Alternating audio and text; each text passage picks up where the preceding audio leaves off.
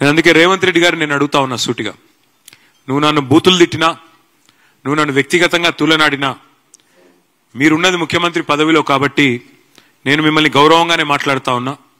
రేవంత్ రెడ్డి గారు నేను సూటిగా అడుగుతా ఉన్నా, హైదరాబాద్ అభివృద్ధికి గత 10 ఏళ్లలో బీఆర్ఎస్ ఏం చేసిందో, గత 2 ఏళ్లలో నీ ప్రభుత్వం ఏం చేసిందో చర్చకు మీరు సిద్ధమా అని నేను అడుగుతా ఉన్నా.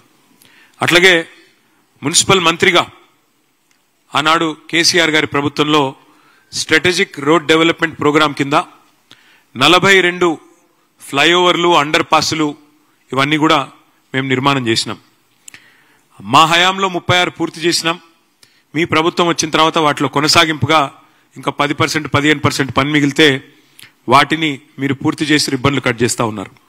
మరి 2 ఏళ్ల నుంచి మీరు కొత్తగా ప్రారంభించిన, కొత్తగా మొదలుపెట్టిన ఫ్లైఓవర్లన్నీ, పూర్తి చేసినవన్నీ చర్చకు సిద్ధమా? ఎన్ని ఫ్లైఓవర్లు కట్టింది నీ ప్రభుత్వం అని అడుగుతా ఉన్నా. ఫ్లైఓవర్లు కాదు, కొత్తగా ఈ 2 ఏళ్లలో ఒక్క రోడ్డు అన్న కట్టినవా? 10 ఏళ్లలో మా ప్రభుత్వం దాదాపు 100 లింక్ రోడ్లు నిర్మాణం చేసింది.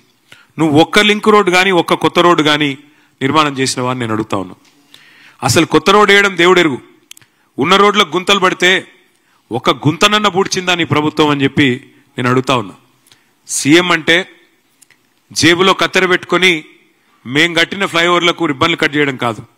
సీఎం అంటే కటింగ్ మాస్టర్ కాదు, సీఎం అంటే చీఫ్ మినిస్టర్. అందుకే చీఫ్ మినిస్టర్ లాగా ప్రవర్తించి తప్ప ఈ రకమైన అడ్డమైన మాటలు మాట్లాడవద్దని కోరుతా ఉన్నా.